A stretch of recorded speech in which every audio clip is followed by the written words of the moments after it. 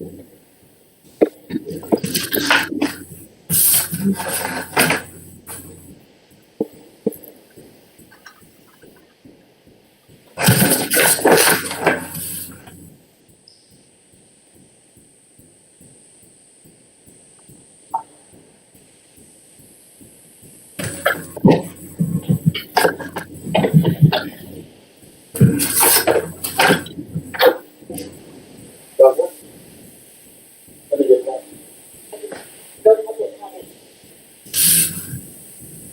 got to read a couple of comments. Connie's got a couple of comments that need to be read. What? We'll start. So the stream is running now. When Jeff joins, he can start whenever. Okay. Tim's going to jump over and help Jeff make sure he gets connected right. Hey, check 1, 2. Can you hear me? Got you, Larry. Thank you.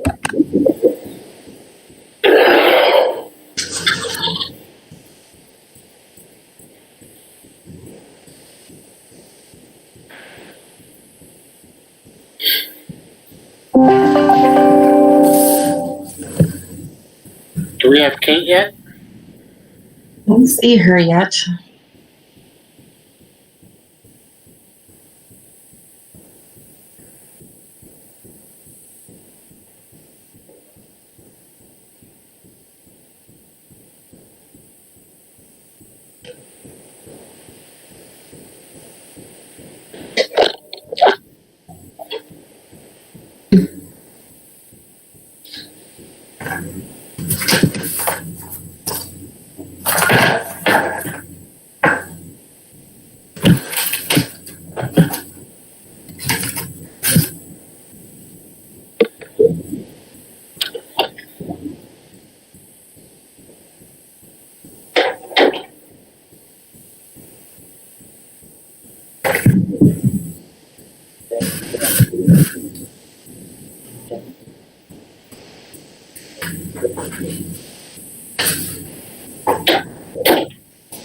Here she is.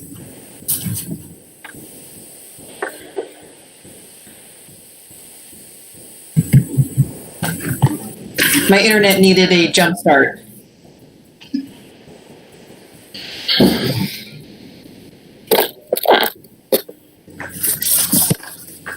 I was trying really hard, like the hamsters were running.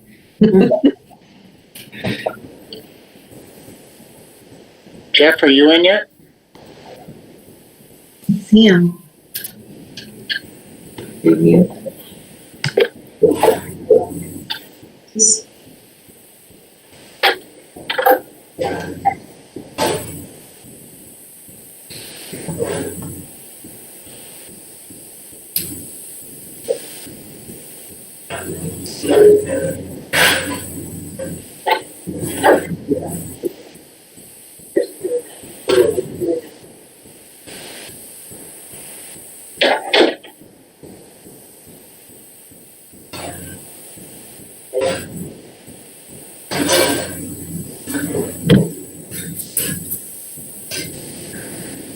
Well,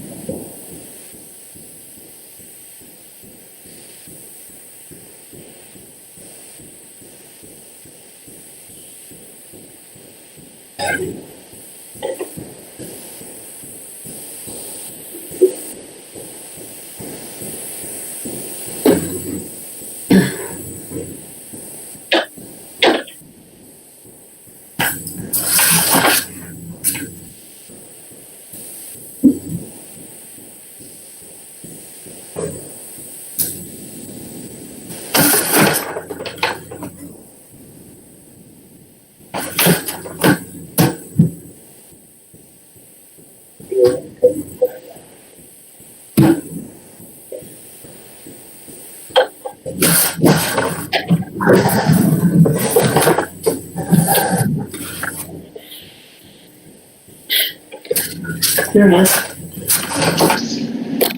All right, I apologize for the technical difficulties we were having here, but I managed to pull this up on my phone. Can everybody see and hear me? You're good, Jeff. Perfect. All right, thank you. With that, we will call the May 7th, 2020 school board meeting to order, and we will have the Pledge of Allegiance.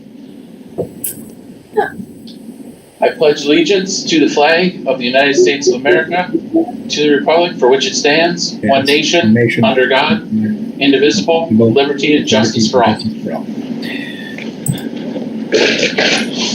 All right. Member Clerk, could you please take a roll call?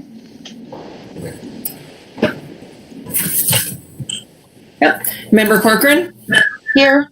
Member Corcoran is here. Member Ketto? Here. Member Ketto is here. Member Olson? Here. Member Olson is here. Member Rayfield?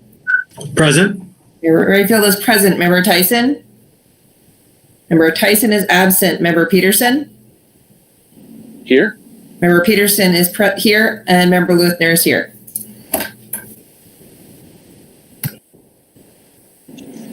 All right.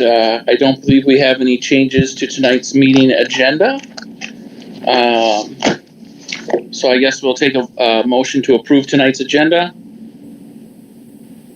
So A motion. We have second.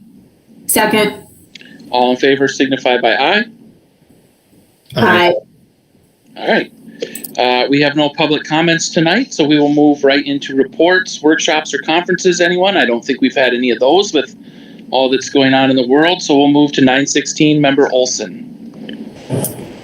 Yes, we had a wonderful meeting last night. It was very long. We had a great discussion on what I think they said Forest Lake does is called decision band method, where they classify all jobs, they collect a market salary information, and they build a salary structure that balances internal equity within the district and external competitiveness within the market. So they're hoping to use that for competitive recruitment and retention. We talked about their long-term maintenance program budget. They will be using that this year for interior surfaces like painting, as well as the Karner Blue gym floor. And they distributed Chromebooks to all students who reported a need. So they have 600 Chromebooks distributed throughout 916. And kind of like us, they're also looking at what their summer program looks like. Their program begins early June, so they're still trying to get a feel of what that's going to look like. That concludes my report. Thank you, Member Olson. Moving on to communications, also Member Olson. Yes. Now, we talked a lot about the website. COVID is obviously front and center. According to Renee, the website front page is plain by design so that it's very easy to look at and understand. If you go to district learning, it is filled with links for all grades, technology, childcare assistant, and food and family resources. So a great tool for all families. We talked a little bit about the strategic planning action steps and community ed Facebook posts. You might have seen them, but they're called Get to Know Your Community Ed Staff. So they're featuring community ed staff with a picture and a little bit about that staff. And they're also going to start highlighting some facilities so people can see what our new facilities look like. That's about it. Thank you, Member Olson. We will move on to Curriculum Instruction Equity Committee with Member Tyson. She's absent tonight, correct? Correct. All right. Policy Committee, Member Luthner. The policy committee met and trying to see my notes, but I believe we go over some of it later on in today, so I don't want to take too much of it away. So I'll say a little bit more as they come up on the agenda, but it was really nice to be able to use distance meeting as well as distance learning that day. Understood. Thank you, Member Luthner. We will move to Finance, Member Corcoran. If I missed that meeting, so I was hoping that maybe Rob or Alex could report. Member Rayfield? I can't give a report on that. Sorry about that. Yeah, I'm sorry. I tried to get a hold of you guys. That's okay. I would give a report because I was there as well, but it's in my phone and I'm using my phone for the meeting. So That's okay. I got Sorry it. about that. perfect. Member I can Kettle. cover it. So good. the topics of the Finance Committee meeting included the fiscal year 20 budget status. MMKR was there to review revenue expenditure trend. We talked about the COVID-19 situation. And I think the hot spot in the meeting, probably more than anything, at least for me, was that, as we all know now, food service and community ed are taking a big hit because they generate income from attendance at the events, whatever. They're taking the biggest hit. And so food service has a $900,000 loss in revenues and a $250,000 loss in expenditures. Community ed right now is looking at a loss of over $1 million possibly in revenues and expenditures down for $150,000. So the bottom line is food service will be $650,000 in the hole by the end of the year potentially, and CE will be down by $850,000, using up almost all of the reserves that CE has. The general fund will even be down to some extent for $125,000. So it's it's obviously putting a lot of pressure on our budget for next year. Fiscal 21 budget status, we talked about that. I won't get into it right now because I'm sure Larry will later, but revenue and expenditure plans. And we also looked at, which I'm going to cover later in buildings and grounds, the athletic fields project status. But again, I think the big things are the loss in revenue for food service and for community ed. End of report. Thank you, Member Kettle, for bailing us out of that one. Staff Welfare Committee member Raphael. Sure. In staff welfare, we talked about the distance learning and we had an update on how things were going. We talked about the budget and how we adjust the budget for student losses. And we talked about school magnet ideas, maybe making one of our schools into an arts magnet. Thank you, Member Raphael. Equity in our schools, also Member Raphael. Yes. So thanks. This report comes from Brad Ward. Educational equity work at Forest Lake has not stopped during distance learning. Student affinity groups have continued to meet with their advisors using Zoom and Google Meet to talk about the impact of distance learning on their school and personal lives. District equity leaders will have their final meeting this year on May 21st. Regina Seabrook will lead them through the final chapters of Zaretta Hammond's book, Culturally Responsive Teaching and the Brain. And there will be a special emphasis on how CRT approach can be used in a distance learning setting. And we also had a Equity Alliance meeting and just kind of discussed a similar bunch of topics about how we proceed, with given the distance learning. And also we took a look at the new website that they're putting together that kind of does more to talk about the offerings that Equity Alliance offers. So that's my report. Thank you, Member Raphael. City or Buildings and Grounds, Member Kettle. As we all did, we met via Google Hangouts on Thursday, April 16th, which was a little bit of a challenge, but very interesting. Obviously, like all of us, prefer to be in person instead of online, but it did work. We had really two agenda items, as we usually do. We talked construction and capital projects, and we also talked buildings and grounds. Again, the hot points for me, or the hot topics at the meeting, included the athletic fields, which are now, again, still on track. Everything's going ahead as planned. The bond sale happened, started April 2nd and closed on April 30th. The district actually began receiving proceeds from the bond sale.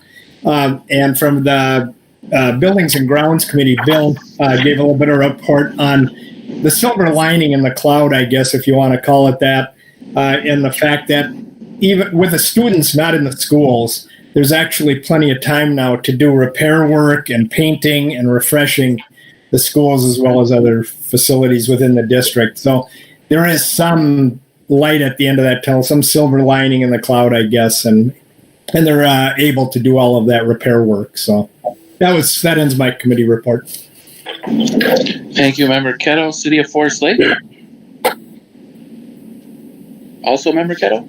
Sorry, nothing to report. I clicked on mute too fast. Nothing to report on Forest Lake right now. Understood. Superintendent's report, Dr. Massey. Thank you, Mr. Chair. I've got a few updates. As you can expect, one of my updates is related to distance learning, but I will save you the time of getting into all the details since we just came out of a work session last week. I know you're aware that this week is Teacher Appreciation Week and Nurses Appreciation Week, and those are, among all of our staff, two critical fields and two critical areas of work for us to work. Our teachers are doing today is really quite remarkable. We've talked about that every week that we've provided updates. They've never worked harder, and they are doing things in an innovative way, in a way that they've never done before in many cases. So a real tribute to their great work. We're only successful in distance learning because of their work. So a big shout out to our teachers and our district nurses and our health office nursing staff and healthcare providers. They're face to face with kids every day in our child care program, and they're truly on the front line with us, and we owe them a real debt of gratitude and recognition for their great work. I'd be remiss if I didn't also recognize our paras who are working every single day, working in childcare and helping with meal distribution and preparation and distribution of learning materials. Our bus drivers who are driving around the district, bringing kids into childcare and delivering meals. Childcare staff before and after the daytime program and throughout the daytime program. Our administrative assistants, custodians, our principal and administrative team. It is a team effort, and all of the folks that I just walked through throughout the district are fundamental and critical to our success. We are averaging about 1,200 meals every day, and those again are at school sites and drop-off sites throughout the district. We actually saw our highest number of child care kids enrolled today. We had up to 50. We've been averaging in the upper 30s to low 40s. We had 50 students at our two sites today. As we shared last week, graduation is on the forefront of many minds throughout the community and our minds as well. Jim Caldwell and his staff have been busy planning and have a really exciting plan for our students. They deserve all the celebration and recognition we can possibly pull together in this critical time and with all the restraints that we have in front of us. By the way, MDE will be providing graduation guidance tomorrow for school districts across the state. So we'll wait and see what that guidance is, and I'll be sure to share that out with the board once we get that, and of course with the high school and community school staff. As was mentioned by Member Kettle, there are significant budget impacts. Larry Martini will be getting into great detail with some of those and will give us some insight into what we anticipate moving into 2021 school year. The governor and his budget staff put out some projected guidance for anticipated budget issues moving forward, and Larry's got some slides and information that will detail that out. So we're going to be really smart to be thinking about what those budget impacts look like for us moving forward, not just next year, but the years to come. We're also in the early stages of planning for summer school. I say early, usually we would be well planned by now, but not being sure what summer school can look like. We're still in the design stage. We've come to the agreement and understanding that we just don't believe more distance learning in the summer school, especially with at-risk learners, is going to be an effective approach to summer school. We're of the belief that if we can bring students into our classrooms in the summer, that's a far better way for us to go. So we're looking to delay any kind of summer school or academic boosting program that we can provide waiting until late summer, perhaps even into August. It buys time for things to loosen up for us if we're going to be able to bring students back. And then we'll use that time to catch students up with any loss of learning that they might have experienced through distance learning. And then needless to say, next school year is less than 5 months away. And we anticipate that next year might look different than a typical year. That's about all I can say because we just don't know yet. But there's been a lot of planning and discussion internally around things that we need to start thinking about if we're bringing students back into school next year. We can't wait till August 1st or August 15th to realize that we need to put things in place. If we need to purchase products or materials to bring kids and staff back safely, we want to be ahead of the purchasing curve, not on the tail end of that, and realize that we just can't get what we need. So we're trying to be proactive and thinking about and planning for the start of next school year. And lastly, Julie Griman, Principal Griman, wasn't able to be with us when you accepted her retirement. And I thought that it would be only fitting to bring her back tonight and give you a chance to congratulate her and for her to say a couple things. So I'll turn it back over to you, Mr. Chair, and you can facilitate that. Say, Jeff, can I make one comment? Is there any way we can rescind that resignation? I don't think we're allowed to do that, Member Kettle. And with that, I will turn it over to Principal Griman. Well, thank you very much. And thank you, Steve. And I actually, if you don't mind, I kind of wrote something out here. I think it'll help me get through this because I think what I found here in the last few weeks is when I have to, talk about retiring, I sometimes get a little choked up. So I'm just going to read you a little something here because I just want to, first of all, thank the school board members, and my district administration for your support over my 33 years here in Forest Lake area schools, and especially in my last 15 as the principal at Scandia Elementary.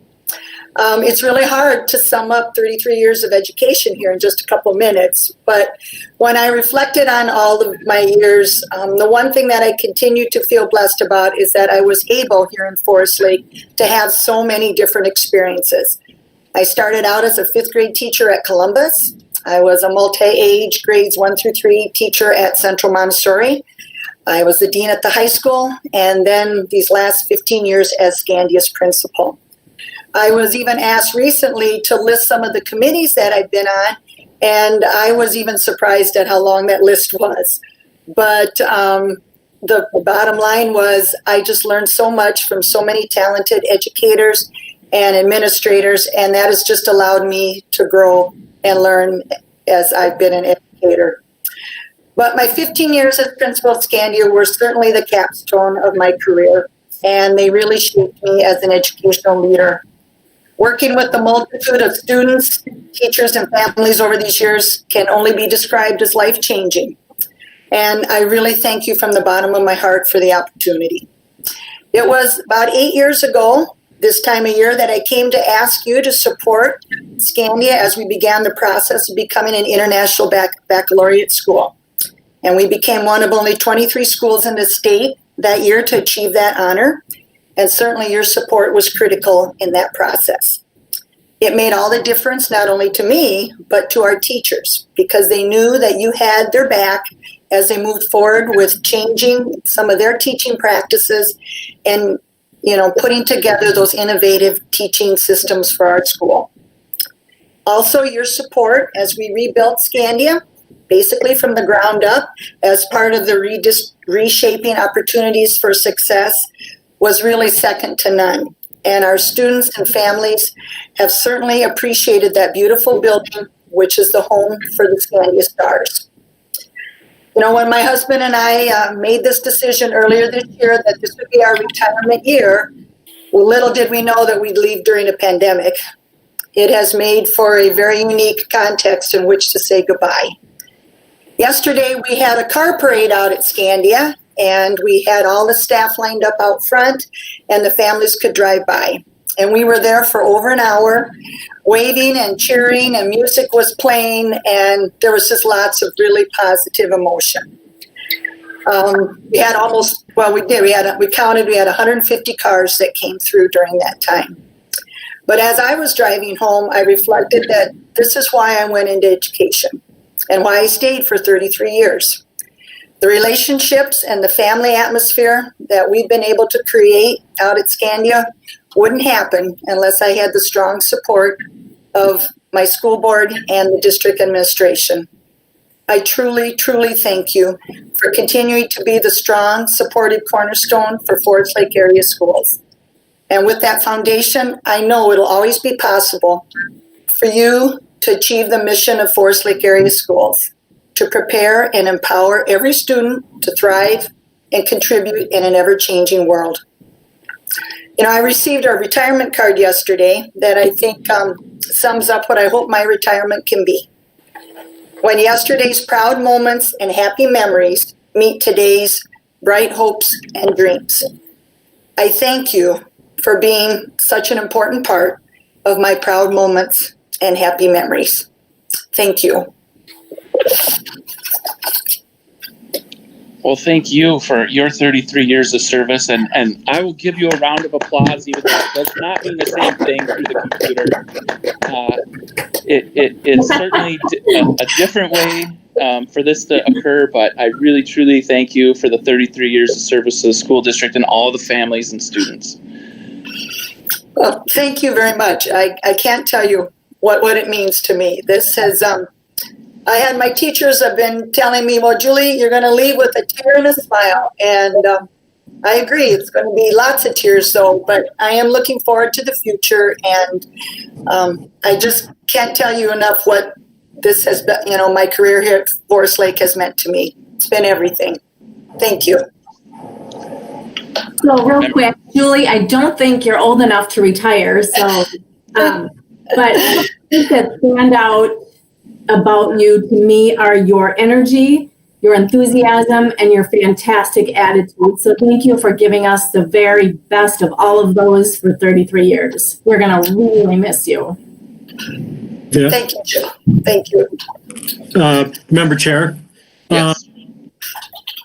Yeah, Julie, I'm gonna. It's it's funny because the school district and the people that work for it are like almost like a fabric, and you're just such an important part of that. And we've just worked on so many things together, and the thing that I just the principal positions are so critical for this district because they're a position where you have to be so intimately involved with the public, but on the other hand, you have be this driver for academic achievement and just such a spiritual leader for that academic achievement. And in our district, you have so much fit that part of somebody who not only manages that people part of it, but does that driving the school further and further forward as far as academic achievement. And the International Baccalaureate stuff has just been great. It's just such a feather in our cap for our district. And so good for the kids. And so from a school district perspective, thank you so much for all that great service and how you've been such a leader for that school. But also from a personal place, a couple of years ago, our niece came into our school district, and a lot of things happened one day before school started. And we were stressed out. How are we going to get her into school, involved with the kids and all this stuff? And from a personal standpoint, Kim and I were just panicking. And we called you and said, we've got to get her in right away. And you were just like, well, why don't you come and meet me? The day that school started. And came in about an hour before school started. And here was Julie, calm as a cucumber. All these kids are about to come to school for the first time in half an hour, and you're cool as a cucumber. Well, we'll do this, we'll meet here and do that. And it's just like, as parents, we couldn't have been in better hands, and our niece couldn't have been in better hands, and you worked with us all year. And so I just wanted to bring up that story because it shows that a school is a big thing and a small thing all at once, and you've fulfilled both roles so beautifully. And I just wanted to say thank you as a board member, but also as a parent. So thank you. Oh, thank you, Rob. You're very welcome.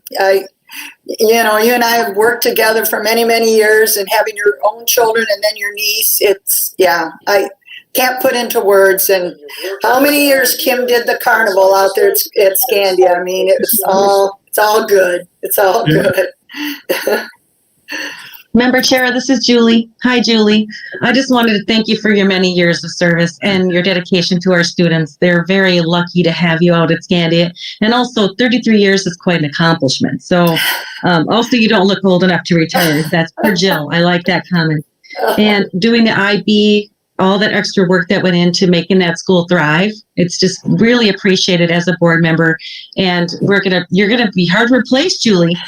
So we're gonna miss you. And thanks again, and enjoy your retirement. You've earned it. Oh, thank you. Thank you. Thank you so much, Jill. And Julie, thank you. Thank you. Yeah. You're welcome. Yeah.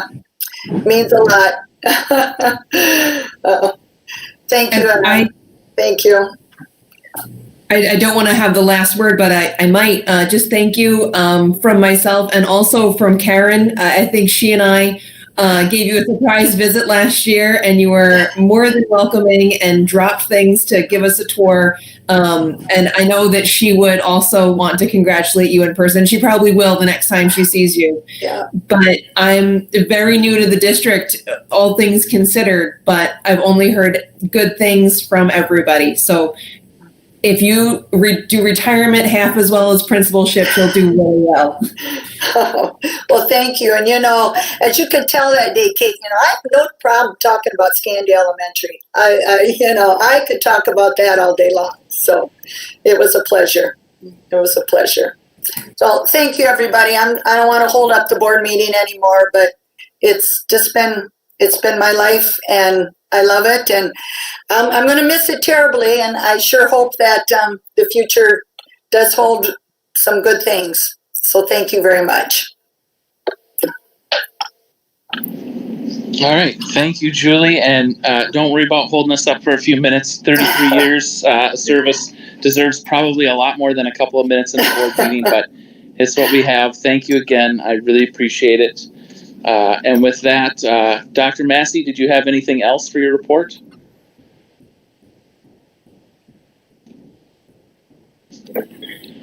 Well, that concludes my report. Thank you. Thank you. We'll move on to the consent agenda. Do we have a motion to approve items 6.1 through 6.5? So moved. A second? Second. All right, we have a motion and a second, and with that, I would entertain discussion. I would like to start that off, though, by recognizing Mary Malrick and her 17 years as a teacher in Wyoming Elementary. She was a great teacher, well known in the Wyoming area. Phenomenal job. I know she this last year taught at Linwood, I believe. Am I right, Steve? That's correct. Yeah, but she's definitely missed out there at Wyoming, and we will miss her. And I hope she enjoys her retirement. Any further discussion on the consent agenda? Member Chair, this is Alex. I just want to recognize the donations. I guess I have become the donation person, at least for the district, but I want to recognize that this month we got $19,055.80 in donations from 7 individuals and organizations. So on behalf of the district, certainly want to thank those individuals and organizations for those donations. Thank you, Member Kettle. Any other discussion on the consent agenda? Any other discussion? Hearing nothing, we'll take a roll call vote. Member Clerk, I believe we have to do a roll call for a virtual meeting. Every meeting. Member Ketto? Aye. Member Ketto votes aye. Member Olson? Aye. Member Olson votes aye. Member Rayfield? Aye. Member Rayfield votes aye. Member Tyson? Is absent, sorry. Member Peterson? Aye. Member Peterson votes aye. Member Luthner votes aye. Member Corcoran? Aye. Corcoran votes aye. All right, motion passes. We will move on to action items. 7.1, strategic plan action items. Dr. Massey.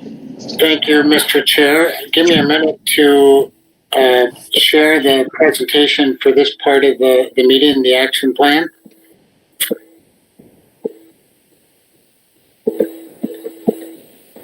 All right, is that presenting on each of your screens?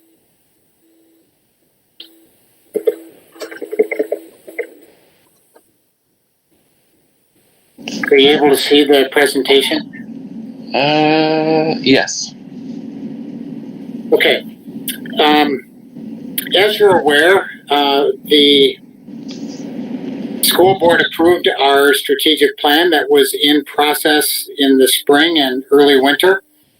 And once approved, the school board directed administration to build the structure behind the strategic plan, including the action steps and strategies to meet the goals and objectives of the strategic plan. You'll recall that our strategic plan has a set of belief statements, and you can see those there. It's led by a vision, excellence for every student every day, and a mission, prepare and empower every student to thrive in and contribute to an ever-changing world. How apropos that mission is today, given the world that we're now in. The strategic plan is actually then structured with 6 different focus areas. The first one here, excellence and high quality instruction. And then under each focus area, there's at least one, if not two goals that, 2 goals for each action step, along with objectives for, actually, let me back up. There's 1 or 2 goals for each focus area with related objectives for each of those goals. The task then was to build action steps to meet those focus areas, but specifically the objectives within the strategic plan. So I've asked the leaders for those action teams to join us tonight and walk us through the conversation they had and then where they landed for the action steps and strategies to carry out the goals and objectives of the strategic plan. We'll start tonight with excellence and high quality instruction, and Diane Georgie, Director Georgie, will walk us through that. Diane? Yeah, Director Friedman and I both together co-facilitated the excellence and high quality instruction. And for that area, the first goal had to do with the world's best workforce. And we, as you know, have been working with the world's best workforce for the past several years. So this was really helpful as a committee for us to look at this more closely and think about areas for improvement in under the world's best workforce. So objective 1.1, we will annually evaluate the results of the 5 goal areas of the world's best workforce plan.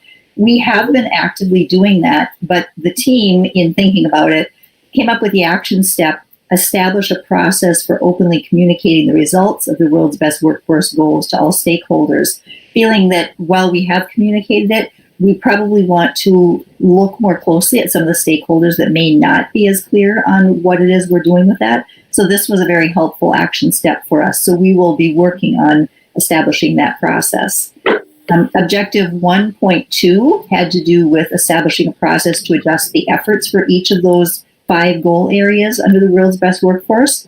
So our action step for that one, 1.2.1, establish a review team including internal and external stakeholders to annually examine the results of the world's best workforce goals and make recommendations for the continued improvement with consideration of the outcomes and strategies of the equity framework.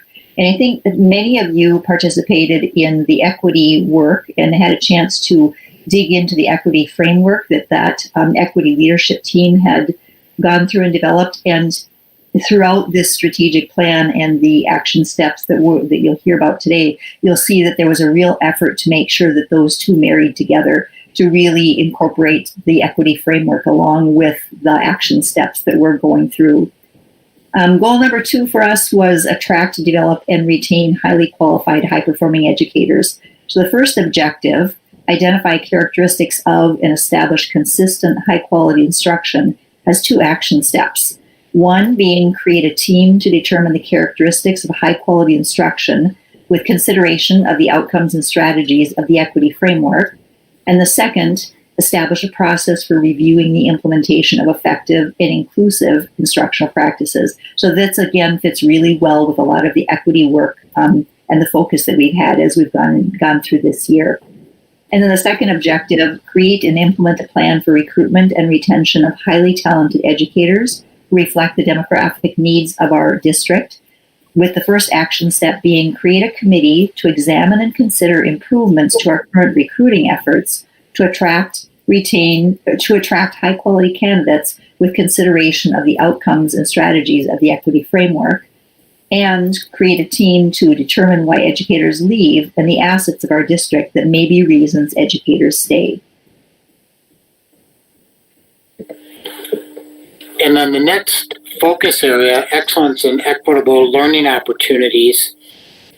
Principal Kenny Newby and his team did a lot of work on this, and he was co-chair for this team with Brad Ward and Carolyn Latati. Kenny, you want to walk us through these action steps? Sure.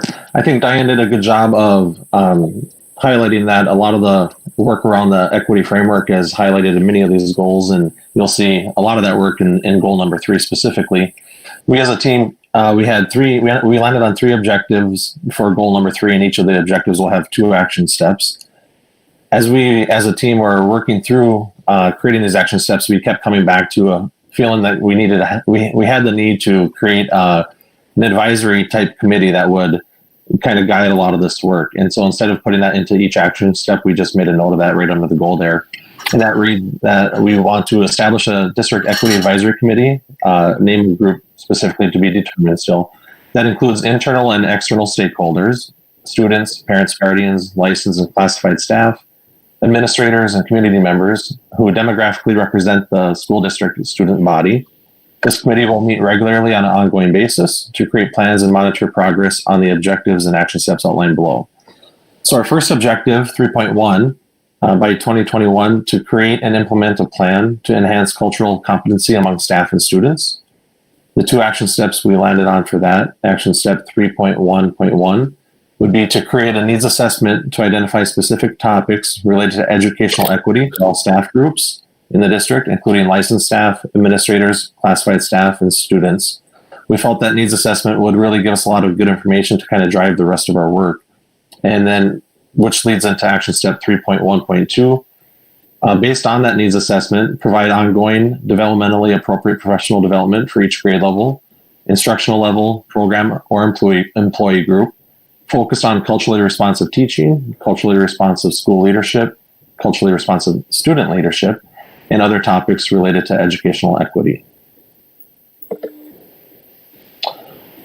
The second objective for goal number 3, 3.2, is to identify and develop consistent and regular activities to make all students feel welcome at all grade levels. We know we have a lot of good things happening in the district, and we want to make sure that we're highlighting those and continuing to build on that and build some equity across our schools as well. So action step 3.2.1 would be to create a process to evaluate whether current instructional practices and extracurricular programming promote a sense of belonging, safety, and being valued for each student, including identifying strengths and areas for growth at each grade level across the district.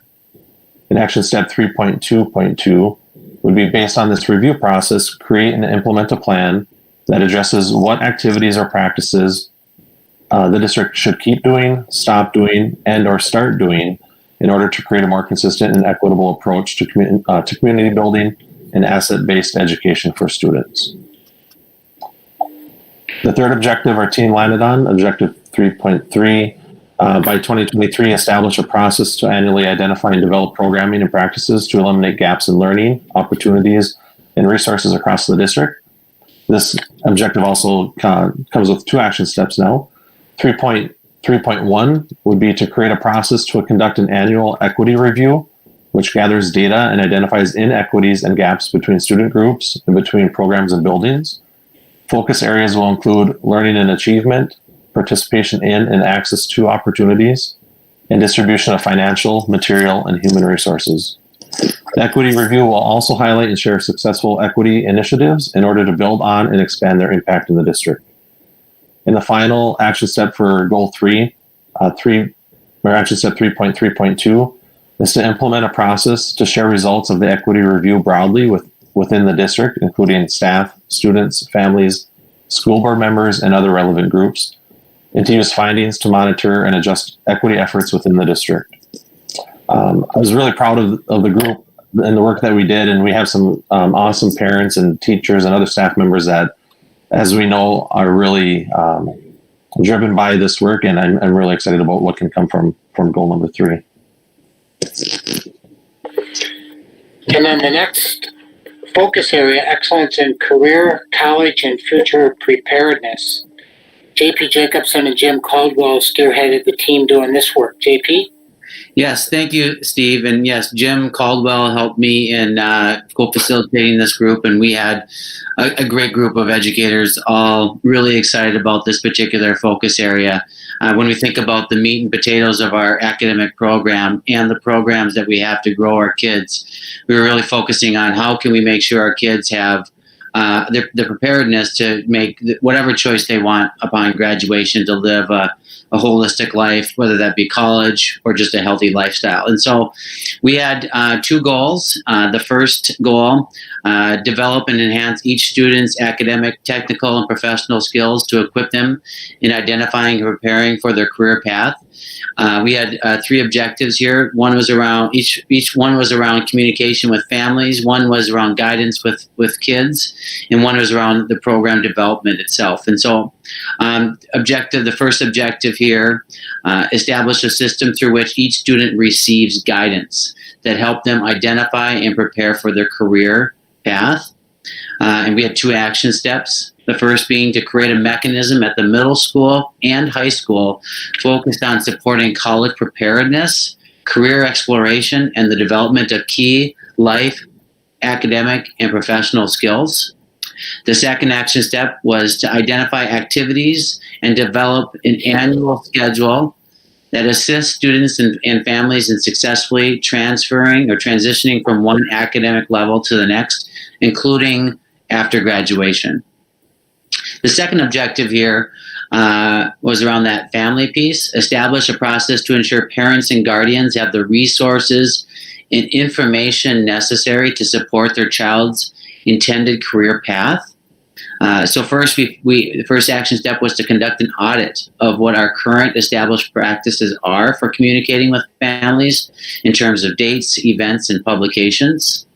With that, the second action step was to develop high-quality resources that include our updated district branding to help families understand our program and district vision. And the third action step there was to create a strategy to work with families as they gain an understanding of developing career and life goals and connect those with post-graduation plans. The third objective in this area was by 2025, establish programming to ensure students have the academic background and skills to be successful in their chosen career and personal life. And again, we started with develop a way through which middle level students have gateway experiences in each of their career pathways. We just felt like giving kids an opportunity at the middle school level to really taste each of our career pathways so they make an informed decision on which they want to choose as they move through high school, knowing that we're not going to lock anybody into one, but that they get a chance to start to tinker with those even in the middle school years. The second action step was to identify ways to ensure that students learn about career options and real life applications that allow for a full and enriched lives, and for that to happen in each of our courses. The third action step there was to review and expand pathways tailored to the needs of all students and prepare them to graduate on time and with the skills necessary to be successful in life. And the last action step with this one was to establish an E12, early childhood through grade 12 scope and sequence for the delivery and learning of identified skills and dispositions. And so then we had goal number 5. You don't see it there, but goal number 5 was to engage students in learning systems that fostered life skills both in and out of the classroom. And so we had 2 objectives here. The first being around spending some time identifying what those skills should be. So identifying, our first objective was to identify the essential skills and dispositions necessary for students' future success in life and in their career. We just know that in our lives, academics are important, but those skills and dispositions so much play a huge role in our success as well. So to begin that, our first action step, or our only action step for that objective, was to gather input from industry stakeholders to identify what those essential skills and dispositions are that are necessary for future success in life and their career. And then the second objective in this area was around encouraging the pursuit of student passions beyond the classroom through activities such as arts, academics, athletics, and service opportunities for all students. We had 3 action steps here. First being to conduct an audit of current practices at the elementary, the middle, and high school levels that encourage passions beyond the classroom. Second action step was to, with that information in hand, develop a gap analysis between what is currently offered and what student interests aren't being met, or if there are future life proficiencies that need augmenting. As an example, we talked a lot about service learning and whether we have enough offerings for kids at different levels to get involved in that sort of civic-minded activities. And then that was just an example there. And then the third action step in this area was to use the results of the gap analysis to drive the refining or the refinement of co-curricular, extracurricular, and learning activities beyond the classroom, and a mechanism to encourage students to access those. Thank you, JP. The next focus area, excellence in personal well-being in a safe and respectful learning environment. Kelly Lessman and Sarah Stratton, is that right, Kelly? I believe was working with you on this area. Kelly? Yep. So we have the safe and inclusive learning environment that fosters personal well-being, with the objective of number 6.1 is to develop and implement teaching practices throughout the district that ensure students attain social and emotional health.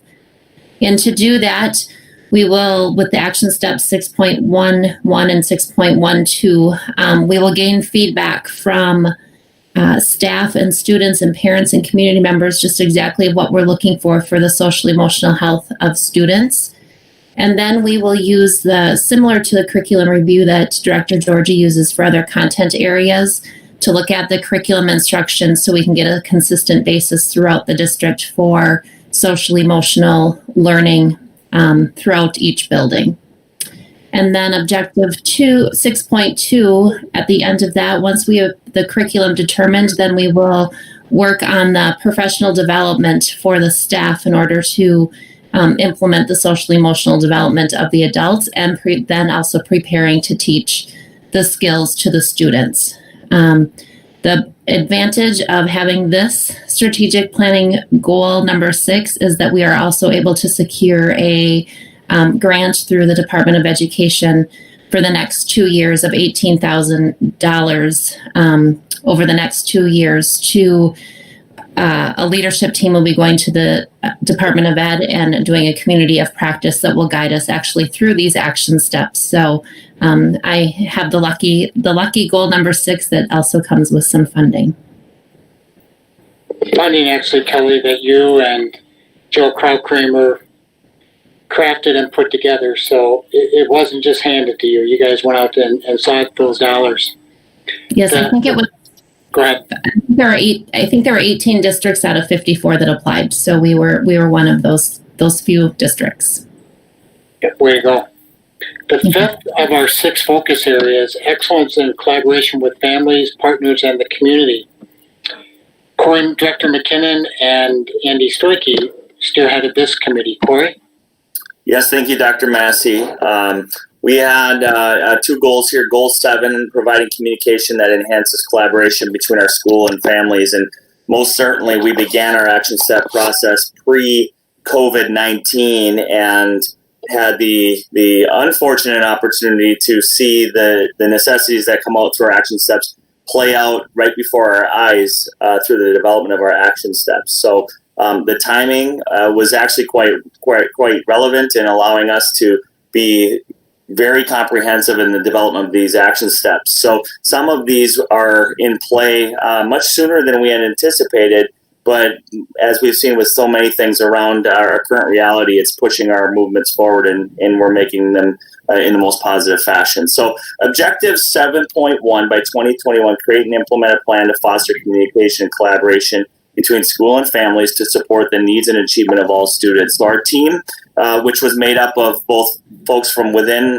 the school district as well as outside of the district, was quite comprehensive in generating these action steps. In 7.1.1, we wanted to create a list of district platforms of communication already in place. We know that we have so many forms of communication that we utilize, this being one of them, and we need to have an understanding of what those forms of communication are. So we want to analyze the number of students and families utilizing each platform and the process by which those lists are developed. And then we want to further identify each platform's purpose, capabilities, and limitations. Most certainly knowing that that's not only helpful for our families, that's helpful for our staff, that's helpful for our new staff coming in so that we can create as many efficiencies as possible. Action step 7.1.2, create and implement a survey reaching all stakeholders using a variety of survey methods to identify gaps in communications between schools and families, best ways to communicate with non-English speaking families. And last one came from the realtor in our group who said that this was very important in their line of work, which was the preferred method of communication families prefer or want or desire to be used, so that we can make sure that we're reaching all families. And this was one that we've seen play out many times over under our current reality. Action step 7.1.3, develop and implement a plan to address the communication needs and gaps based on the previous action step survey results. And then goal number 8, seek out and enhance and build family and community partnerships to meet the needs of each student. So objective 8.1, by 2021, we want to identify and strengthen community and school and community partnerships that contribute to the district's ability to accomplish its mission and vision. Action step 8.1.1 that we came up with was identify the existing and potential strategic relationships and community partnerships and develop ways to highlight and promote such partnerships, i.e. Facebook, websites, and other various platforms which we can really celebrate the partnerships that we have that we know is so paramount to moving our district and our community forward. Action step 8.1.2, we want to periodically bring community partners and community leaders together for collaboration, idea sharing, mapping out strategic relationships, alignment, and effectiveness. And we actually saw that just happen organically within our group's work, and how we would get off on certain tangents of idea sharing where it was benefiting both the groups that were community stakeholders as well as district leaders here that were generating this work. And then the last one here under this one, action step 8.1.3, create and leverage platforms by which the district and or community can communicate needs and wish lists that the district and or community may want to help with. We see every month we get that amazing list that our community generates through the district's donations. But so often we do hear that there might be other ways at which the district and or the community can support one another if only those needs and desires are known across those relationships. And lastly, objective 8.2, by 2025, provide regular and consistent learning opportunities for and collaboration with the community that is responsive to its needs. Action step 8.2.1, we want to develop and implement an ongoing community needs assessment, including utilize district partnerships to determine those community learning needs and really have an understanding of what those learning needs are. And then action step 8.2.2 is the response to that, which is collaborating with individuals and groups within and outside the district to develop and implement a plan to address those learning needs as determined by that previous community needs assessment. So overall, very comprehensive plan and amazing work done by our group. And then the last of our 6 focus areas, excellence in communication and outreach. This area was led by our communications coordinator, Renee Reedy, and our marketing consultant, Barb Pedersen. Renee? Yes, thank you. So we have goal number 9 to start with, create a community of communities. community is not a one-way street, me to you. It's a group activity, and so we started with a big group. So in action step 9.1.1, we're going to host an annual spring and fall community gathering to get input from folks that are part of our community and larger, have larger voices in our community, stakeholders, business groups, sports, faith leaders, etc., and really gather some input and feedback from that group. Now, as we continue meeting with that group, we'll be able to provide feedback back to that group as we have some things to report. But to start with, would be more of an input gathering. And then in Objective 9.2, start to craft specific initiatives out of that input by creating a steering committee. We're sort of taking a page out of the process we used for strategic plan with a steering committee, a little, not small yet, but smaller than the one in 9.1.1. And then that group starts to create some specific goals and action steps that are a little bit more on the day-to-day level. And then district staff teams take those goals and carry those out in 9.2.2. I also had goal 10, which is promote and celebrate the opportunities that make Forest Lake Area School District an education leader. And we start with boldly promoting the abundance of opportunities that the district offers. And we do this by having a district staff committee to set some annual goals and objectives. Communication and promotion tends to go in a cyclical nature, and so we want to continue to evaluate what's going on, what people are looking for, what we should be doing next. Not today for what we should be doing tomorrow, but maybe this month for what we should be doing in the next 6 to 12 months. So start to evaluate those things, establish whatever appropriate staff teams are needed to carry those goals out each year, and then report back. Now, even though we didn't specify in the goal 10 area, some of these things could be reported back to the committee in goal 9, talking about promotion and community building and such. Then in objective 10.2, we'd like to broaden our reach to not only within the district, but beyond the district boundaries, and start looking more toward how we can put ourselves on the map, so to speak. So we need to find some of the things in our district that are really exciting to people who aren't maybe in our local neighborhood, and start working on ways to identify those and promote them. So 10.2.1 starts taking an inventory of those items. 10.2.2 is just increasing our staff awareness. We have hundreds of staff that do amazing, cool things all the time, and just helping them know what it is that somebody maybe in Minnetonka or Egan might be interested in Forest Lake, and so we can get that to us so we can put that out there on a bigger platform. And then, of course, having a working group to identify and do that promotion. So those are steps under Goal 10.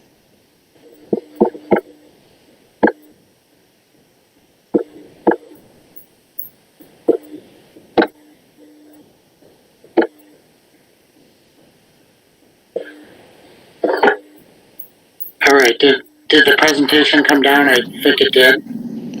Yes. I have to say, I am super excited for the comprehensive strategic plan. When we started this process, I wasn't quite sure where we were going with all of this work, but I'm proud to say and excited for how this plan will lay the foundation for our next steps as a district. It charters us in the right direction and moves us forward, even though there's so much uncertainty in the times that we're in. This strategic plan is comprehensive.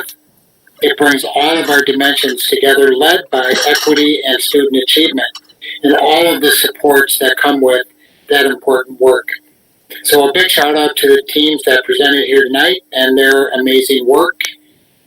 Clearly our next step is to get to work and begin to carry out the different steps that we've laid out here. So, Mr. Chair, I'll turn it back to you. Thank you, Dr. Massey, and thank you to everybody who worked on the strategic action plans. They look great, and a lot of work to get to this point, and it's interesting to see some of this play out in these times and how it fits in. With that, no action being required, we will move on to 7.2, the fiscal year 20 budget adjustments. Director Martini. Thank you, Mr. Chair. I'm going to share with you folks my screen. Hopefully it will come up. Member Ketto did mention that this was a focus at the last Finance Committee meeting. That might have been the first time some of the board members saw it, but also just April 30th, I think we went into an extensive discussion of this. And as you folks are aware, the Finance Committee reviews our expenditure patterns for not only each month compared to the last year, compared to a prior year to that, but also the revenue. Normally, we would only probably have a couple of adjustments, but this year, this is our third budget adjustment, primarily resulting from the COVID-19 operational impacts. In terms of the general fund, you can see we've got some offsetting revenue adjustments, so the net amount is zero. Increased expenditures to the tune of about $125,000. But as was noted earlier, the major impact that we're facing, food service with a deficit of $650,000. When we share a later agenda item, our first review of the FY21 budget, you'll note that that will take them into a deficit position as of June 30th, 2020. With the community ed reduction, that won't necessarily take them into a deficit position, but it will eliminate most of their balance with an $850,000 decline.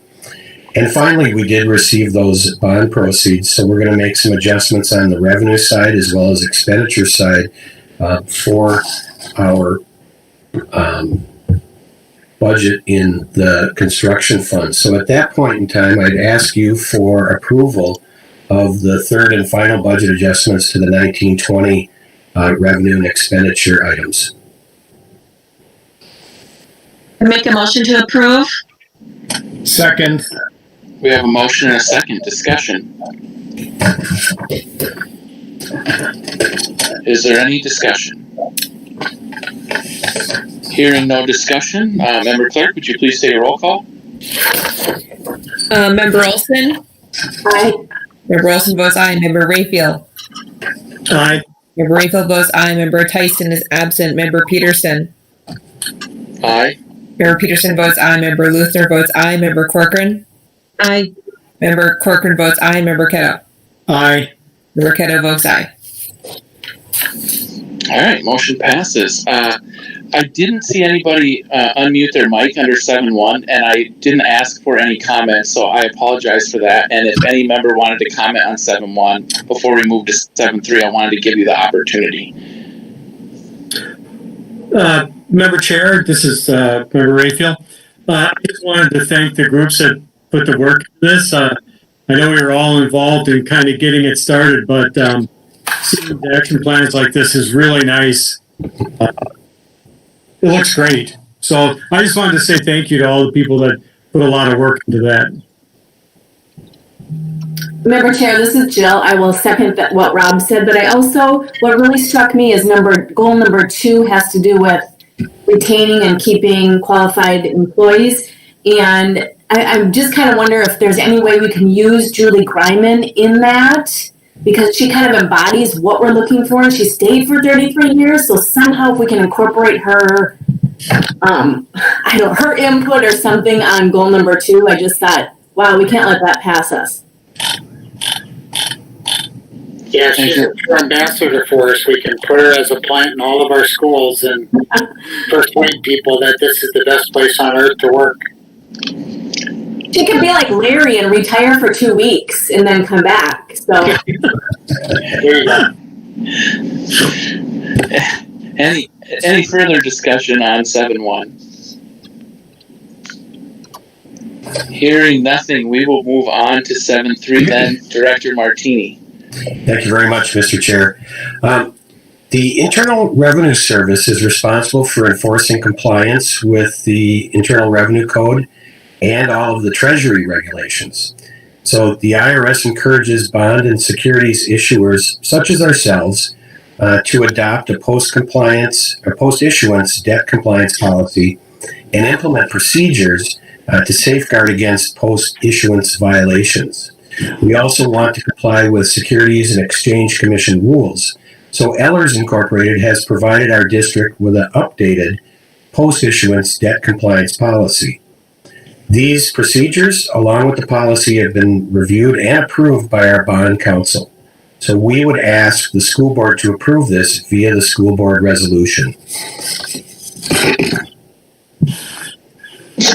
Do we have a motion to approve the resolution for post-issuance debt compliance? So moved. Second. We have a motion and a second. Discussion.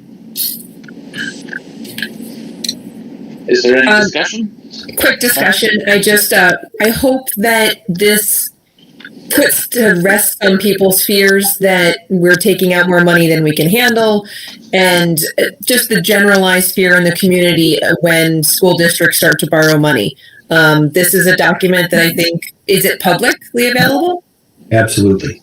Okay, so it's a good thing to just point at. Is it posted somewhere publicly also? It will be once approved. Oh, okay. Well, we'll be helpful with that then. Any other discussion? All right, hearing none. Member Clerk, would you please take a roll call? Okay. Member Tyson is absent. Member Peterson. Aye. Member Peterson votes aye. Member Luthner votes aye. Member Corcoran. Aye. Member Corcoran votes aye. Member Ketto. Aye. Member Ketto votes aye. Member Olson. Aye. Member Olson votes aye. Member Rayfield. Aye. That's it. All right, motion passes. Sorry, I had my mic on mute. And It's like, like the pregnant pause. Did I forget somebody? All right. Thank you, Member Luthner. Moving on to 7.4, ratify the principals agreement. Dr. Massey. Mr. Chair, members of the board, I'm excited to present this tentative settlement agreement and recommend your approval tonight. But let me walk through a couple of changes. I would first like to highlight that this agreement is within the parameters that you provided for us when we set out to begin negotiations with the principal group. The first change to the contract you will find on page 6 of the agreement related to group insurance. There's a clause in the principles of contract and other contracts and agreements in the district where principals are allowed to move unused family medical contribution or funds to a health reimbursement account. And this agreement puts a cap on those dollars for principals hired after July 1, 2020. And the cap would be 5 times the annual family premium. Currently, there's no cap on the total dollars that a principal can contribute to the health reimbursement account. So that, I think, is a solid financial piece for the district. The next change to the agreement you'll find on page 13. There are a couple changes that are identified on that page. The first is striking the cap on 403B contribution from the district standpoint. For those of you that have approved super contracts, director, principal contracts in the past, you know that we, from time to time, recommend that we increase that 403B district contribution cap. And when there are members of a particular group that push up against that cap, we come to the board to recommend that we move that cap to a higher level. So in an effort with this group not to continue to come back to the board when members of this group push up against that cap, we would recommend here that we eliminate that cap altogether. So there's a $5,000 maximum annual contribution to 403B, but this would remove the lifetime cap for each principal participating in the 403B plan. And then the next change is related to the unrequested leaves of absence language that actually covers multiple pages in this agreement, beginning on page 13. In essence, we strike all old language related to unrequested leave of absence with this agreement. And you might recall that the Minnesota legislature eliminated statutory language related to ULA and then recommended or leaves it up to districts or public entities to establish their own ULA language. So in extensive conversation with the principal group and many long conversations, quite honestly, we were able to come to an agreement on new language, eliminating the previous language and establishing new language. In essence, the ULA applies to a situation. I'm not going to read the language. I'm going to try to describe what's going on here. If we were in a situation where we needed to reduce a position, you can imagine a budgetary situation where that is the recommendation from administration or the direction the board is moving administration to take. The board would identify the number the number of positions or position that would be eliminated or reduced from the budget. But then therein lies the question, how do we determine which principal? So we established a process to identify which principal would be identified for being placed on unrequested leave. And what we established is that, first of all, we would implement a fairly comprehensive principal evaluation process that would be conducted by the direct supervisor. In the case of the principal, that would be me. So each principal would get a comprehensive principal evaluation each year. And in that evaluation, there would be a designation as proficient or less than proficient. If a principal obtains a mark or an evaluation of less than proficient in a given year, that would then place that principal, if you will, in a category of principals that would be considered first for an unrequested leave, to be placed on unrequested leave. So if a principal receives a less than proficient review, then in a 3-year period of time, that principal or the principals in that group would be first considered for unrequested leave, along with other criteria: licensure of the principal, experience in a principal position, including principal experience outside the district. And then, of course, related to that would be the principal's suitability for the remaining assignments. Then, logically, you go to, well, what if all principals are considered proficient? And I could certainly see a case where all principals would be identified as proficient. We would hope for that to be the case. If we're in the unfortunate situation of having to reduce a position or more than one position, then we identify the criteria that would be, or the set of variables that would be considered in determining which principal would be placed on unrequested leave. First, licensure of the principal, experience in a principal position, including experience outside the district, and individual principal suitability for the remaining positions.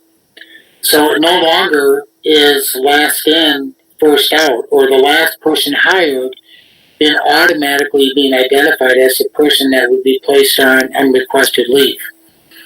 So there would be a number of factors that would be considered. Overarching to that would be suitability for the remaining positions, and giving latitude for that analysis to determine which principal would be placed on unrequested leave. We believe that that is a good position for the district as we place leaders in the remaining positions that would remain after the budget reduction. So that, and then there's language about recall and so on that is similar to what you'd find in an unrequested leave situation. So that is a summary of the unrequested leave pieces. And then finally, on the last page of the contract would be the salary adjustments. In the first year, there's an overall uniform salary increase of 3% and a uniform salary increase of 2% in the second year. The first year being the current year we're in, 1920, second year being 2021. And 3 and 2 is within the board parameters that you established for administration as we negotiated this contract. And with that, Mr. Chair, I would turn it over to you. And administration would recommend approval. All right. Do we have a motion to approve the principals agreement as presented? So moved. Do we have a second? A motion and a second. Discussion.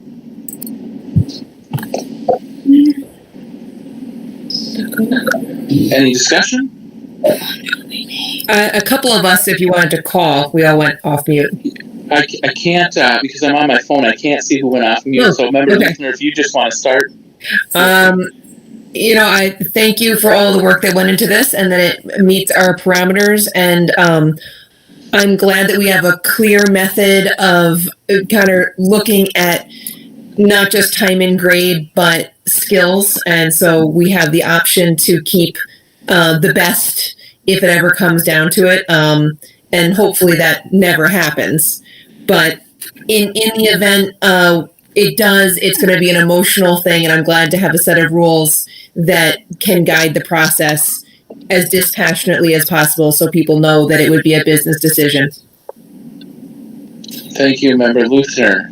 Any other discussion? I see Member Corcoran.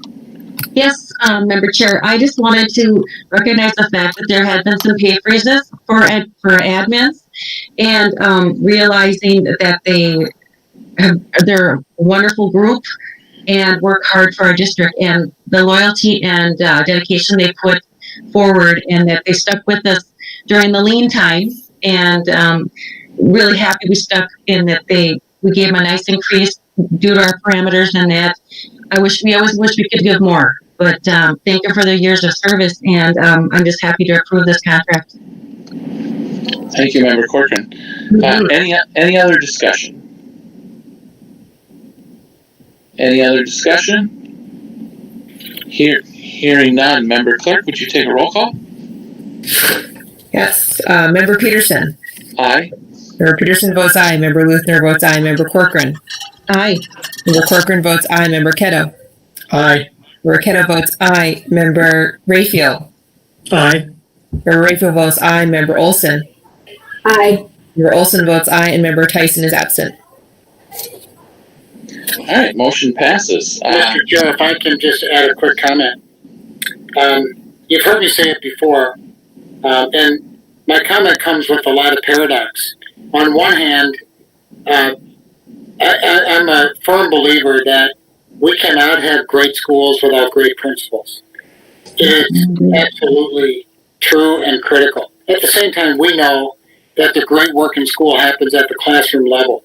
It's not about the principal. At the same time, you can't have a great school without great principals. We have an incredible group of principals that are in the trenches every day doing amazing work with a real vision for providing the best every single day for kids. So I'm proud to work with this team, and I appreciate your approval.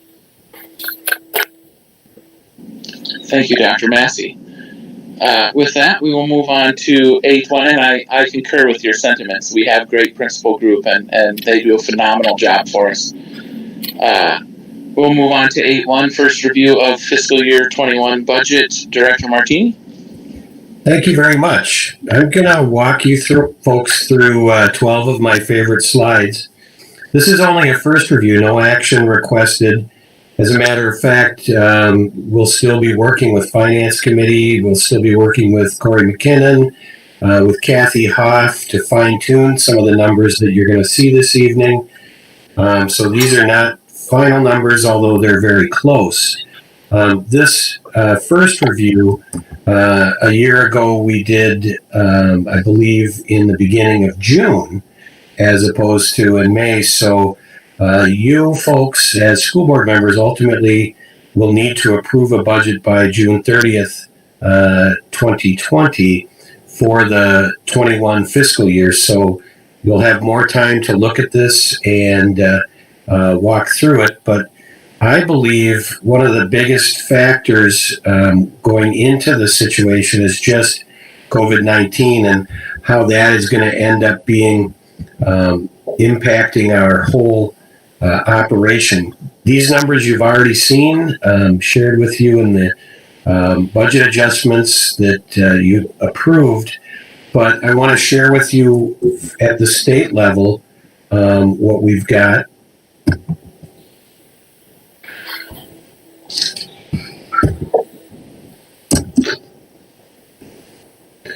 So the deficit that just was projected by the Minnesota Office of Management and Budget showed revenues dropping $3.6 billion, and that the state would expend $391 million more. Also taking down the stadium reserve funds. So what was once a $1.5 billion surplus has now become almost a $2.5 billion deficit. And that's a result of the dials. I like the governor's dials. They really help us understand where we're at. As we make projections for next year's school year, it's likely that the school setting will be flipped all the way up to in-person school learning. I'm not sure how far we're going to be able to move the other dials as time passes, but all of our assumptions are in-school learning. If that isn't the ultimate guidance that is provided by the MDE in the state, then we might need to make some further adjustments to what you see this evening. With almost all 50 states having dials tightened down to this extent, this is what the gross domestic product for the United States looks like. That drop in the curve is what happens when 30 million people are on unemployment. It's rather significant. What it will mean for schools in Minnesota, you've probably seen this chart before.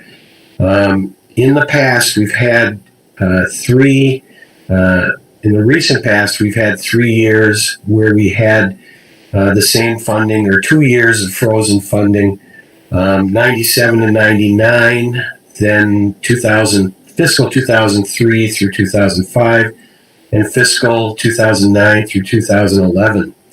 And so the legislature has begun talking and exploring the ideas of unallotment. I think our lobbyist, Mitch Berggren, from the Jacobson Law Group, was present at one of those presentations. And the history of unallotment is if there is a balanced budget and all of a sudden it becomes unbalanced, the governor, in consultation with other folks after drawing down the reserves, can unallot unexpended funds within the budget. Now, it was enacted back in 1939 after the Great Depression. In recent history, it's only been used 6 times, 3 times by Governor Pawlenty, and that's part of what you see here. Some of the problems caused by the changes in the administration prior to his, without bringing on sales tax as a revenue, for example. He did it 3 times. Rudy Perpich did it once.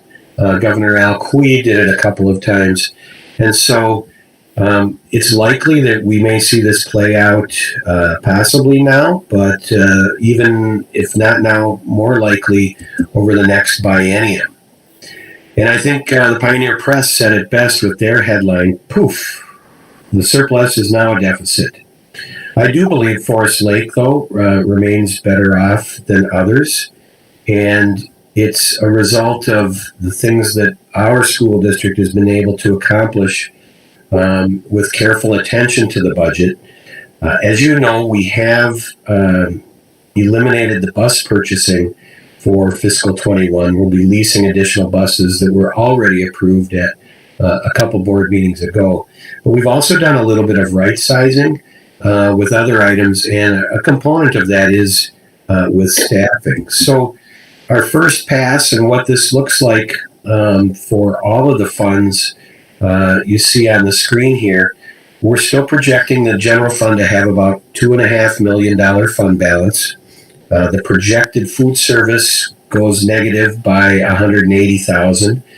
Community ed still with a $200,000 fund balance, and the construction fund has that infusion for focusing on the athletic fields as well as the Central Learning Center, and then debt service and OPEB debt service. And we're presenting a balanced budget for general fund, for food service, for community education. So not much improvement on fund balances, but we are hopeful that the food service fund ekes out a positive fund balance at the end of 21. I apologize for the typo there. It should say fund balance 6/30/2021 on the bottom of the page. So what does that mean specifically for the general fund? Well, we were able to identify most of the revenues beginning with our property tax process and with the projection of students. So with a projection of 100 kids less than the year before and a 2% increase that's already in law in the formula, $77,850,000 is the expenditure, the revenue budget. And we've got a $77,847,000 FY21 expenditure budget. That's on the far right-hand side of this slide. I've also got fiscal 20 in the middle, just for comparison purposes. With that, I just want to share with you, ultimately, when we do get a budget approved, hopefully by our second meeting in June, we'll be bringing something, the first meeting in June, for your approval. That this really is just a roadmap. It's going to need to be updated periodically. There's a lot of things that happen, a lot of things that change, and our normal process is to do a review and modification in the fall based on the exact enrollment changes we've seen and any updates to employee contracts and limits that we can share with you. Later in the spring of the school year, we always have our auditors come in and do a review of the revenues, and we do take stock of what was our experience. What was our experience from the winter? So with that, I can stand for any comments or questions that you might have, and just open it up to the floor. All right. Do we have any questions? Go ahead, Rob. Rachel? Director Martini, how do you think we're going to be affected as far as like the services we'll need to provide? Because a number of parents are going to be really economically challenged. How do you think that's going to play into some of the additional services we need to provide? You know, that's a really good question.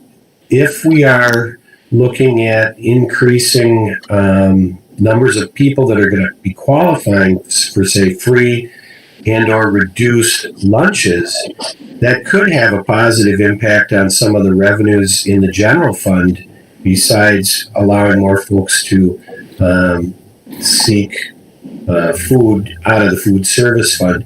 And it might allow us some flexibility. But I think your question is hitting the nail on the head, and we're going to look to guidance from the Minnesota Department of Education as to how far we can go and what we can extend, because we do a lot for the community. That's absolutely true. Thank you. Member Luthner? Mine is regards to buses. You put that we did do the lease option. Are there any clauses in there that if we are not busing students, if the very worst happens and we don't require busing in September, or is there any clause looking towards that possibility? No, we don't have the ability to break those leases, but they are only 2-year leases. I would be hopeful if we weren't running school that we would still have the similar funding as we did for the last quarter of this school year, but you never know. Given that our transportation is always sort of deficit spending, that's even harder to say in a shrinking budget year. I know that they wouldn't write the leases with such an ability to break them, so it's unfortunate, but I understand. Okay. And I would add to that, you know, one of the added expenses to transportation are the miles we drive, and we're clearly driving a lot fewer miles in distance learning. We are picking up kids for childcare and providing meals, but if we were in an unfortunate situation where we weren't open at the start of the year, we wouldn't be driving those excess miles. So there would have that, probably, albeit rather small, positive impact to the budget, but it won't be that big. We'll lose that strain to the budget. All right. Do we have any further discussion? Jeff, this is Julie. I just had a question for Director Martini about maybe some students might be needing more assistance that maybe hadn't qualified in the past for extra assistance. So is that also going to be a budgetary concern for the fall? We still have a lot of the supports that we had in the current year, and so we're pleased with our abilities to equitably service all kids. I do believe, as we keep learning more and more about COVID and as it projects itself down the road, that schools are going to be open, schools are going to be operational. It doesn't feel that way today, but things are going to have to change because parents are going to need to get back to work. Agreed. Okay, thank you. All right. Do we have any further discussion? Hearing no further discussion, thank you, Director Martini. And we will move on to the first reading of the 21-22 and 22-23 academic calendars. Thank you, Mr. Chair. Director Georgie was instrumental in pulling the team together to consider this calendar, so I will let her provide some detail and walk us through these two calendars. Sure, we do this every 2 years, and we look 2 years out and do the following 2-year calendars. The team always includes the activity director to have an eye on when activities occur during the year, a secondary administrator, elementary administrator, as well as 2 teacher representatives from the secondary level and 2 from the elementary level to really be sure we're thinking about the implications for where breaks fall, where quarters land, how holidays and PE days are scheduled in there. So as you look at the calendars you have in front of you, I think you'll find that both of these are quite traditional calendars. It worked out well that our new educator days in both of those years fall pretty much where they have typically in the past few years because of where Labor Day fell. As you look into the year a little bit further, we've got the MEA placement with the elementary conferences just before MEA. That shifts back to the way we've done it in the past. When you look further down, it's spring break usually that people pay attention to, and that was a big conversation around how activities fall, where the quarter break ends. So in both of those years, again, we have spring break falling in the first full week of March. And in both calendars, we were able to end the last student day on a Thursday with the teacher work day and wrapping up the year with report cards and final grading and marking periods on the Friday of that week. So everything seemed to go actually pretty smoothly and very traditionally in both of these two calendars. I am open to any questions you might have as you look them over.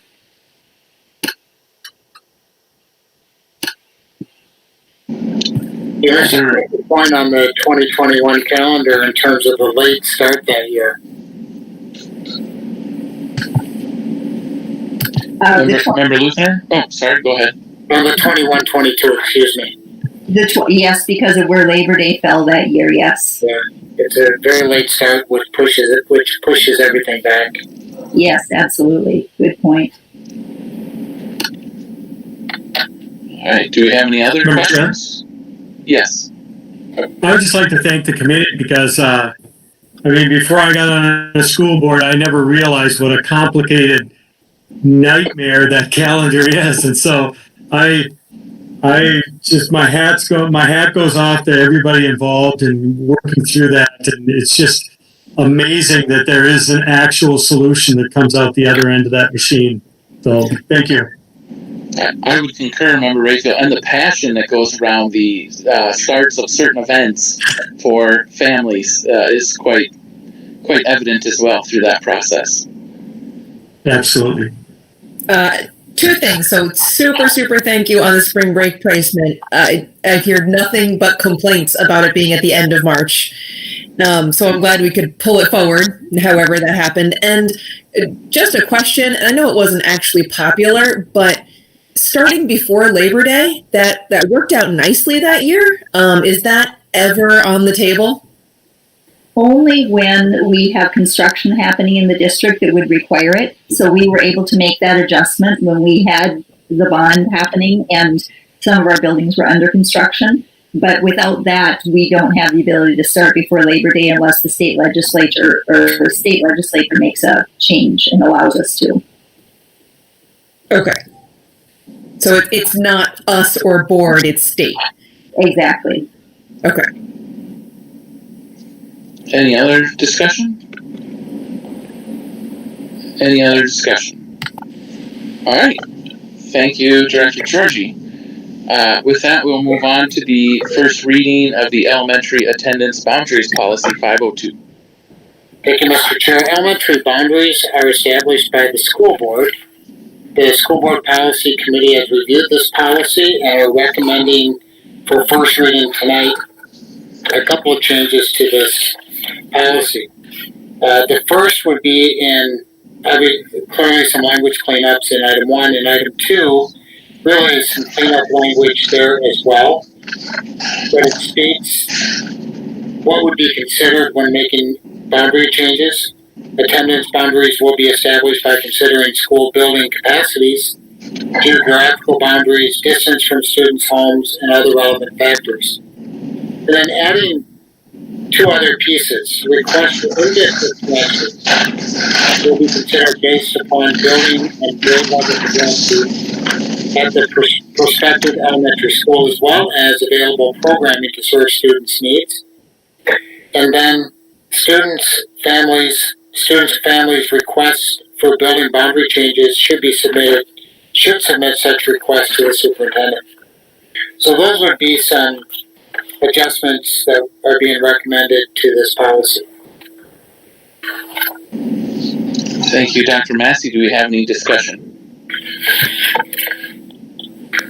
Member Luthner? Yep. This is a policy that we went over in the committee, and it's a shame that Member Tyson isn't here also because it was a bit of a debate, and she held down the side of there are very, very big concerns in the community when people start talking about boundary changes.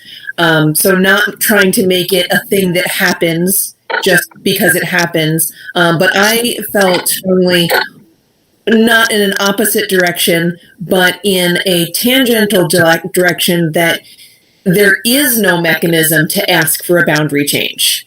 And nobody's talking about moving it miles, but there are cases where enclave of families might say, we really would prefer this way or that way, and there just was no mechanism to be heard.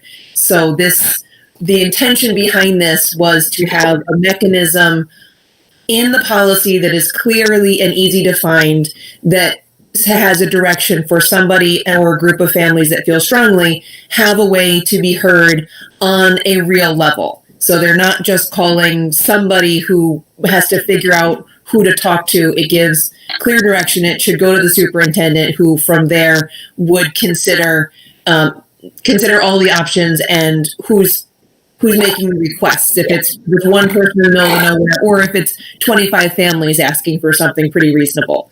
So it's not a trivial request, but it's also not something that shouldn't be honored if possible.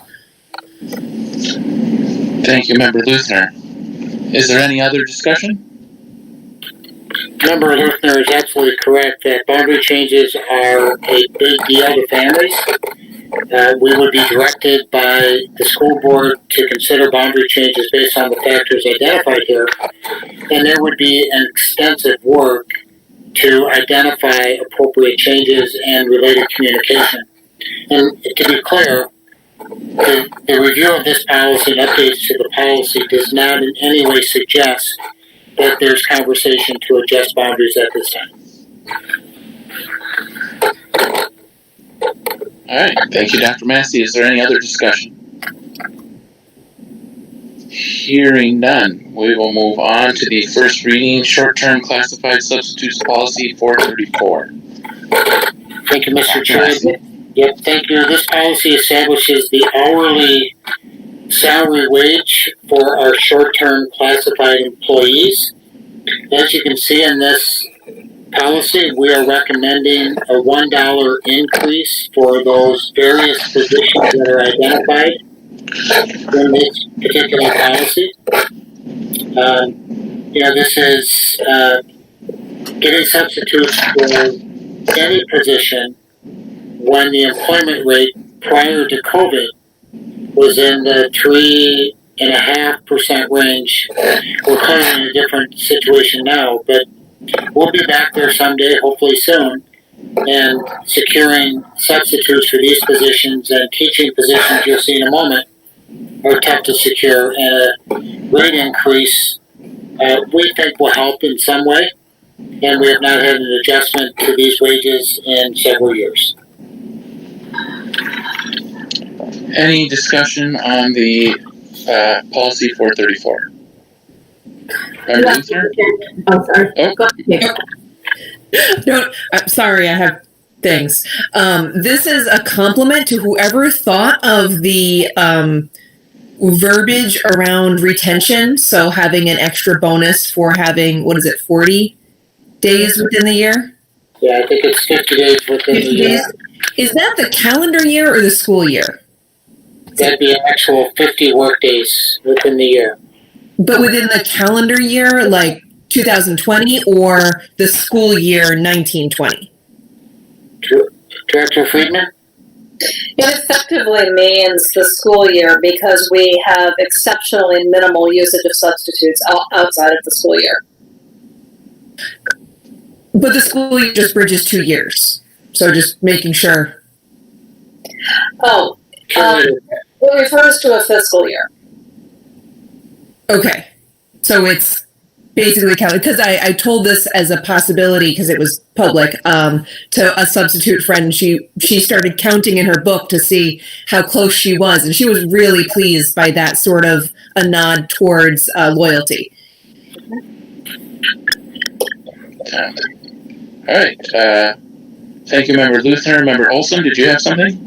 Yeah, just real quick. I don't know what the budget impact of this is, but well worth it. I mean, $13 an hour isn't all that much to begin with, and they're not getting any benefits. So, the more we can offer these people, the better. So I'm all for this change. Thank you, Member Olson, and agreed. Any further discussion? I would add that any budget increase, in some ways, is offset by having to pay overtime for some of these folks to fill unfilled positions. Understood. All right. Any further discussion? Hearing none, we will move on to the first reading, short-term classified subs. Oh, we just did that one. Sorry. Discipline policy 515.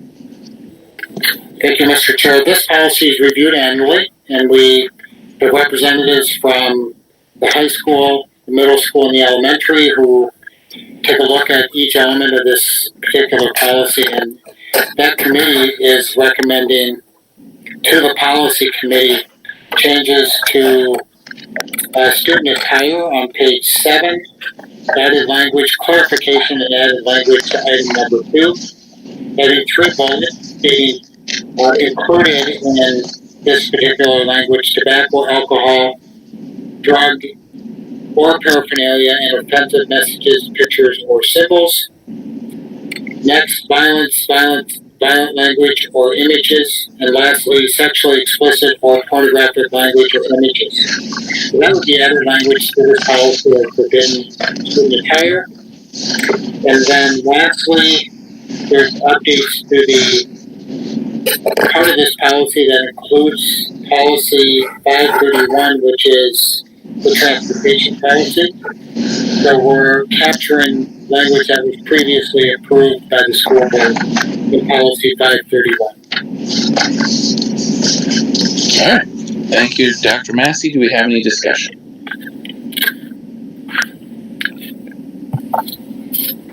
Hearing none. Oh, Member Luthner?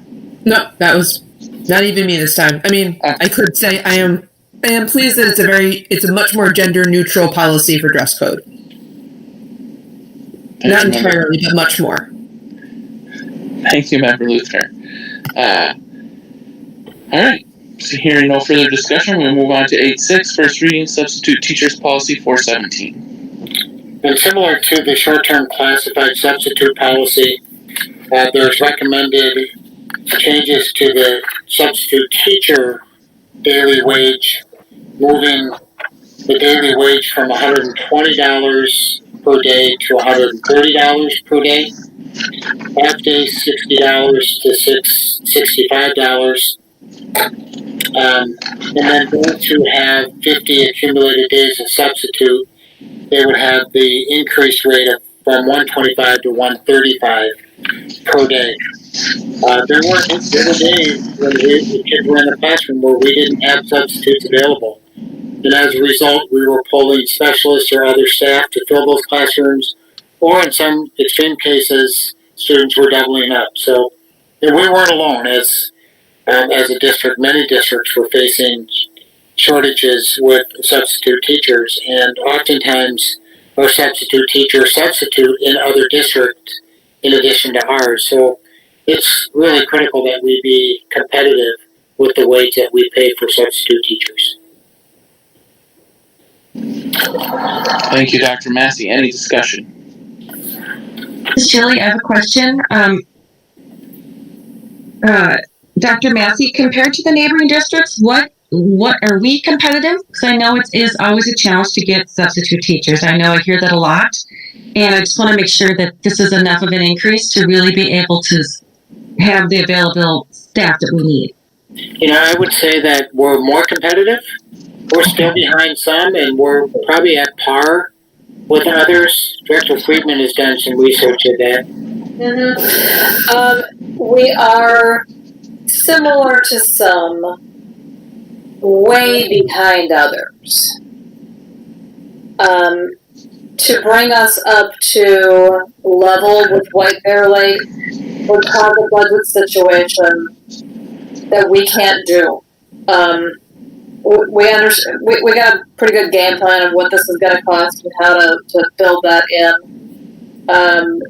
They are substantially above where we are. For example, there are a few others to the south of us. We're trying to get ourselves into more of a ballpark that hopefully the labor market that's more right around us, where we're going to draw from naturally anyway, feels a little bit less incentivized to get the car and drive. And how about like Centennial? Are we even near them at all? I am not remembering off the top of my head, and sadly I don't have the information with me, but I'm thinking that we are at least somewhat closer for Centennial. They and we tend to run somewhat similar. Right, and I know we're way out of the ballpark with teachers on call, I'm assuming. Have you looked at that option? So Teachers on Call pays what you contract with them to pay. Okay. So they don't have an established rate. They are a service that you can bring in, and they will contract with the district, and part of the contract will be what the pay rate offered to people is, and then they will charge their fee on top of that. Okay. It sounds expensive. It's not a cheap way to go. I mean, they do a nice job. They have some nice tools. They use some of the same tools that we do. They do have some nice tools. We have, in my never to be humble opinion, one of the best tools that we can possibly have. Her name is Sharon Wilson. Okay. Sharon gets on the phone and she has relationships with people, and it's hard to say no to Sharon when she gets going. That's a good thing. Yeah, it is. Well, good. Okay. Well, I just know that it's always a really hard thing, especially at the high school. It seems to be a real struggle. And I just want to make sure that, we can hopefully get some substitutes to help us out a bit. So thank you. We do believe that this will help. Yes. Good. Thank you so much. Who's our resident expert on substituting in our district and other districts. Okay, great. Yes, Well, thank I you. am. Yes, I am. And to answer the question just very briefly, I tend to sub mostly with 916, our partner. And with 916, their rate of pay is $140 a day. So we're at least getting closer to that number, which did concern me originally. So we're closer. But one last thing, the interesting thing about it is with Teachers on Call, they do not tell you what the rate of pay is for the district. So when I go to ESOP or wherever it is and look, I could look at Centennial, it would not tell me. I would have to call Centennial and say, what do you pay, to find out what the actual rate of pay is, which I think is a deficit for them. I mean, they need to correct that. But. And I just have to say, as an editorial side note, that I just find that as ironic as anything, because we call the districts in order to get the information to put together our comparatives. And some of the districts that use Teachers on Call tell us, well, we don't have that information. You'd have to contact Teachers on Call. It's like go ask Ma, go ask Pa. It's good. All right. Thank you, Director Friedman. Is there any other discussion? Hearing none. We'll move on to number 9, review the upcoming calendar dates. And with that, I would entertain a motion to adjourn.